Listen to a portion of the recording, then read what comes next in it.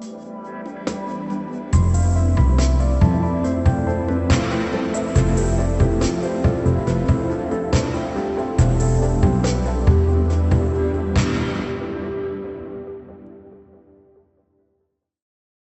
to Democracy Differently, the podcast about why democracy isn't working and how to fix it. I'm Keith Hyams, your host, and today I'm here with Professor André Bächtiger, who's a political theorist and a scholar on empirical democracy at the University of Stuttgart. He's leading a project called Designing Democracy on Mars and Earth, which invites us to reimagine democratic systems. André, thanks so much for joining us today. Well, thanks for having me. It's a pleasure. As always, let's begin with the question we ask every guest. In one sentence, what do you see as the biggest single problem facing democracy right now? I think the biggest problem right now is the increasing dissatisfaction with how democracy works. Intriguing. I look forward to hearing more about what that means. So tell us about the Designing Democracy on Mars and Earth project. What's the big idea behind it? What are you trying to uncover? Well, the big idea behind the project is to test utopian thinking on governance models and check how far people, citizens would go. So the Mars is a sort of a metaphor, a nudge, a heuristic aid to do this. And when the project was designed, I thought maybe this Mars metaphor is something for the archives of humanity. It's just nice to know what sort of governance system citizens would want on Mars. And several people have done that already before. But now democracy is in deep crisis, and I think the project now gets, unfortunately, a different spin. When democracy is under fire, then I think it's not just good enough to think how we defend democracy. We also need to think big and outside of the box, and we need to think how we can improve democracy in much more fundamental ways. And this is exactly what that Mars project is all about. Interesting. Well, let's take a step back first. Can you just tell us what do you even mean by designing democracy? Is democracy something that we can design? Is it like a spaceship? Whether we're on Mars or Earth, how do we design democracy? Well, in a way, democracy cannot be designed. We cannot design democratic values or democratic attitudes. But what we can design are institutions. And I think this is all what constitutional designing has always done. And it's also the idea that institutions are the background conditions for democracies to work well. And what we try to do is not just having this kind of standard constitutional designing. First of all, our design effort is much more based on citizens, and it is problem-based. So we don't think that there is one reform template, for instance, representative democracy, which just needs to be a bit mended in order to make citizens more happy with democracy. No, we start from a very broad institutional menu, which is flexible, and we think can much better respond to the many problems citizens perceive in current democracies. What's on this menu? What are the different ways that democracy could vary? What kind of ingredients could they have? Yeah, we have kind of invented our design world in a way like a bit Lego bars. So we have a representative bar, we have a participatory bar consisting of autocratic and direct democratic devices. We have an expertocratic bar and a leadership-based bar. And the idea is that citizens can play with these Lego bars. For instance, you can say, okay, I only want one bar. I only want to stick with the representative model, or I want to have everything. Citizens should do everything on their own, the sort of participatory way. But you can also mix these Lego bars in different ways. So it's a very kind of flexible way to do that. So that's the sort of ingredients we give citizens to think about democracy on Mars and Earth. I like this idea of a bar, like a food court, where you can go and get different ingredients, different dishes from different places and bring them together. But could you just explain some of those terms you just used, some of the different things you said might be available at different bars? Explain what they mean for our listeners. Well, for instance, we have, it's kind of very basic. It's like generic bars. So for instance, you can just say, do you want to put all your eggs into representative and party-based democracy? Or for instance, do you want to have everything put as a direct democratic version? Or do you want just to have And Go what ahead. would the direct democracy, what would that mean? Well, that would, for instance, mean that you can just in some way vote on everything. For Hmm. instance, that there would be constant referendums, or that citizens could make initiatives and so on. Or that you could say, maybe I'm too lazy to do that. I would just want some citizens to do it for me. That would be the sort of sortition body that you say some people are selected. Maybe I'm as well, but only once in a lifetime. And then we do it for the others. So that's the sort of idea we give to people. I see. Nice. So tell me why Mars? Why not just, I mean, we need to design, you're saying we have problems with democracy on Earth, so why are we designing it for Mars rather than Earth?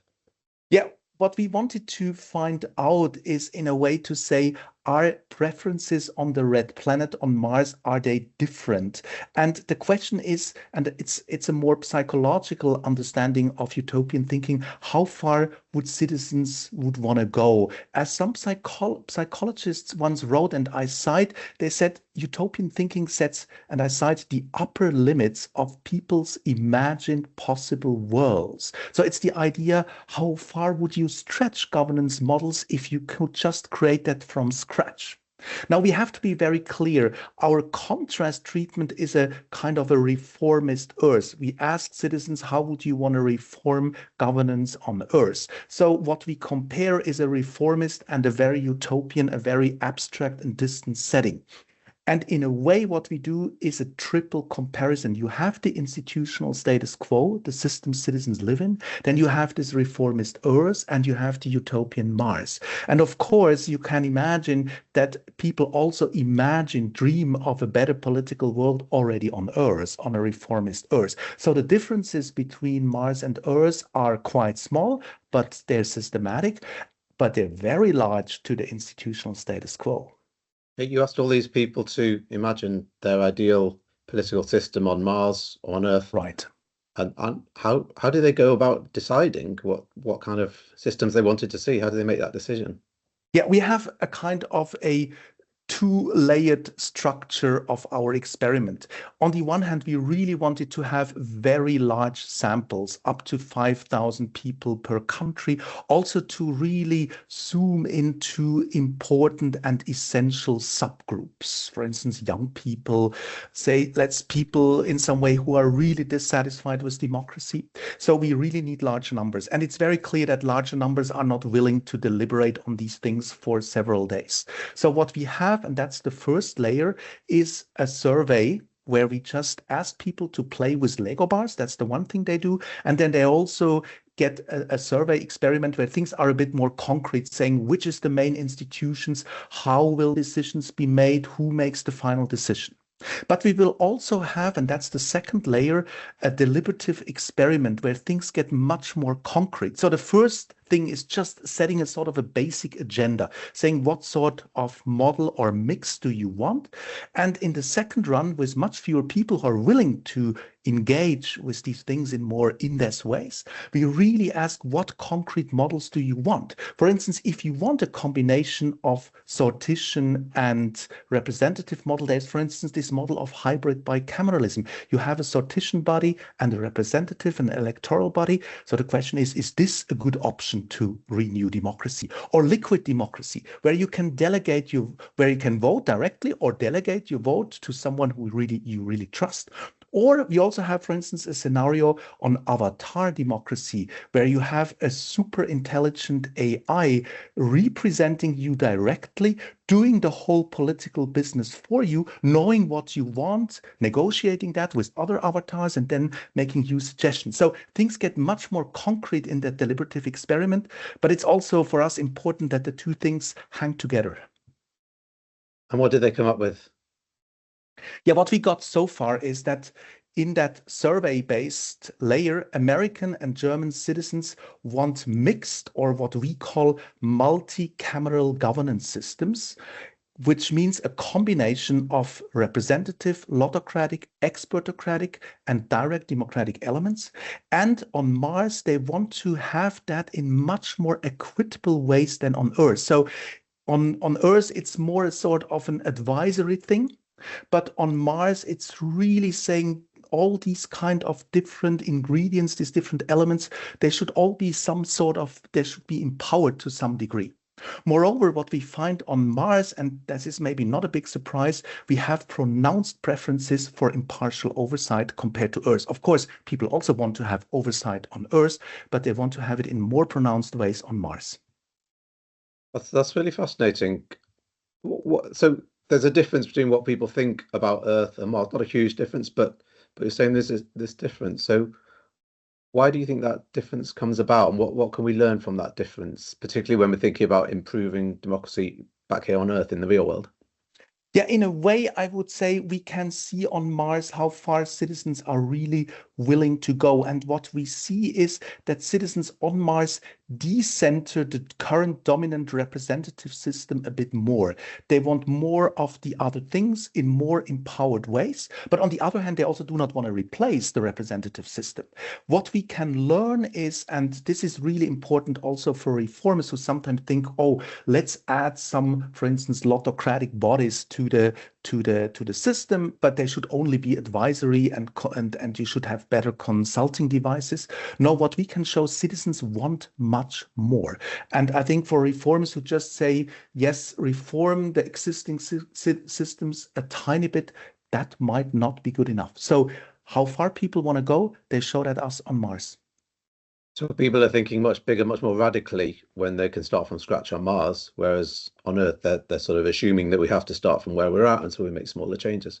You're right. Yeah, and you can also say the existing systems are, for instance, Germany is one. Of course, there are some participatory complements. I mean, there is a bit of, I mean, there are some sortition bodies advising, let's say, the government. There is a bit of direct democracy in some of the regional states. But basically, this is a representative systems. But German citizens want to have a different one. So if you make this triple comparison compared to the institutional status quo, they're miles apart, especially on Mars.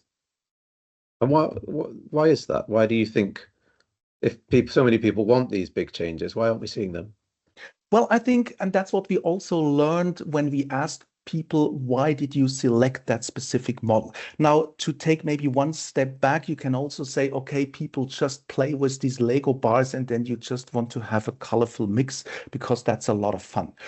But that's not true. These are real preferences. And people really say they do understand that there is not a single system, not a single model, which can do it all. All these systems have weaknesses. Of course, they also have strength. So the idea is to combine the strengths of different systems in order to have a kind of a more and a better governance systems in total.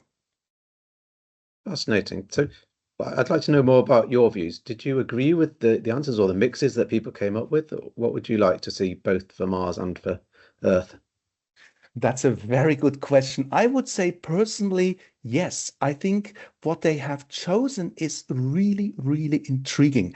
Josiah Ober, several years ago, 10 years ago, once asked what is a sort of an optimal governance system when it comes to make epistemically intelligent decisions. And then he looked at ancient Athens and he came up with a very theoretical discussion saying, well, if you had only, let's say, the best expertise, that might not be good enough. If you would put all your eggs into citizens and say they would make the intelligent decisions, that would also not work. So what he said, the optimal system is a mix, is a combination, is a sort of a multi-cameral system. Now, of course, the Athenian system didn't have that representative component in a kind of a clear way, but still the idea is intelligent systems might mix different layers and different models of governance. And I was also intrigued when I read Philippe Petit's book on how to realize freedom as non-domination in institutional ways. And Philippe Petit clearly says, well, what you then need to do, you need to have a lot of impartial oversight. Yes, and that's exactly what citizens want. And that's also what I would say is a very smart decision, especially on Mars. You do not know anything about uncertainties, but you also do not know anything about potential political capture. So it's good to have a lot of impartial oversight. So citizens, even if they are not philosophers, they get to it. And I think it's really fascinating where they get to. Mm. Let's talk a bit about the challenges of having a system. You're talking about systems that combine different components, that blend different parts. So we talked a few weeks ago to Graham Smith, who was talking about citizens' assemblies and how even though they can make radical decisions, much more better thought out decisions than party political decisions, their recommendations are often aren't taken up, and that's because they exist within a broader system. So clearly, there's going to be these conflicts and interplay of power between the different parts of a system. How can we go about blending these different parts in a way that works, that isn't going to mean that one part just dominates the other? That's a super good question. And maybe at the end of the day, apart from the wishes of citizens, the most important one, of course, these systems are complex systems which have the problems of complexity traps. So, I mean, at some point, these systems might be very intransparent on the one hand. And on the other hand, there might be, if all these kind of models of all these parts are empowered, there might be just complete blocking of any decisions if they really have veto power. So the big thing, and it's a bit like a blended whiskey, in a way that you say it's about the good blend. Otherwise, it's not a good taste, right?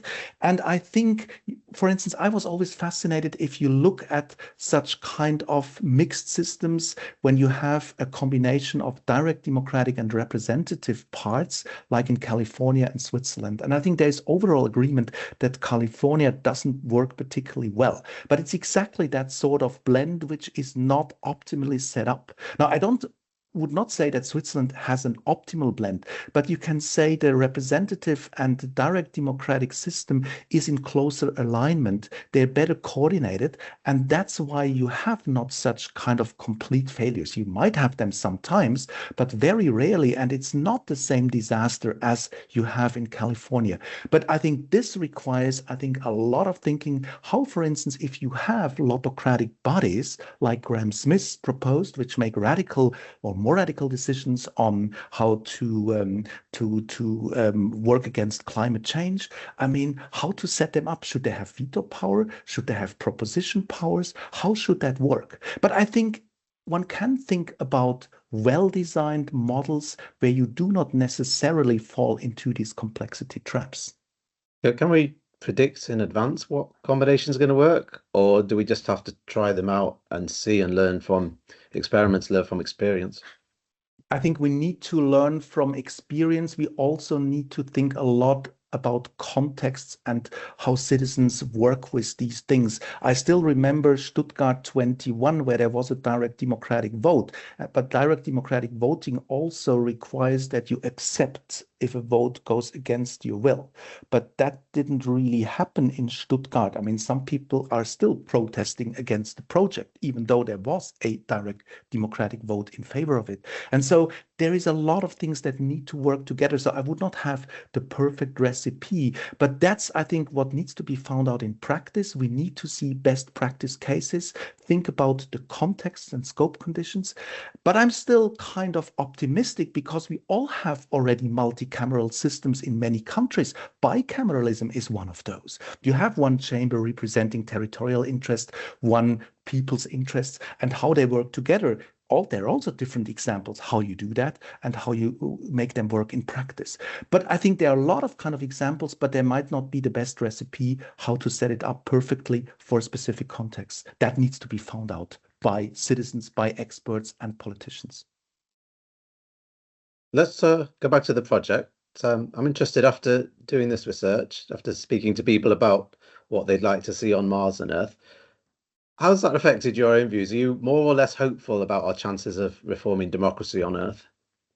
Well, I would say I'm kind of hopeful because if you look, multicameral governance is not just an institutional utopia. I mean, for instance, the city of Paris has implemented such a scheme to some degrees. So there is a permanent citizen assembly which can make propositions to the elected parliament. And there's also direct democratic voting. So I would say it's not something that goes against everyone or politicians' wills and ideas. I think it's a systems where you have to give up a little bit, but not everything. So on Mars, it's not true that people would say it's all participatory. We want to get rid of all politicians. No, they want to keep them for good reasons, but they also want to combine that. And I think both reform advocates and politicians in surveys might come together and say, maybe that's a solution if our systems are really in deep crisis. So that makes me hopeful that this is not just a crazy utopia, but something that can be put into practice and has been put into practice. And Paris is not the only city. There's also now an effort in Turku in Finland, and there's also Madrid has also implemented such schemes. So, and Ostbelgien has also done that. So there are several kind of models, and there we can also see how they work in practice. So we're all getting there. We just need to go a bit faster and a bit more radically. Yeah, that's Push a at bit least harder. what citizens want. And I also do think, I mean, that might be another kind of argument. If you look, which are the systems where citizens are the most happy with democracy? Well, again, Switzerland is a case which stands out, but the research also shows it's systems that combine participatory and representative modes of governments. And in Switzerland, in addition, also, which is an inclusive representative system. But they're doing much better also these days than more pure systems like Germany. And I think that makes me kind of hopeful that this is something that could be put into practice someday. But of course, like in a Lego store, in different kind of combinations and different colors. What do you say to people who are just pessimistic about representative democracy as a whole and want to see a system that's solely based on the more participatory models like citizens' assemblies? Your kind of model is you mix the two, and that's the best way to do. What do you say to Yeah. the pessimists?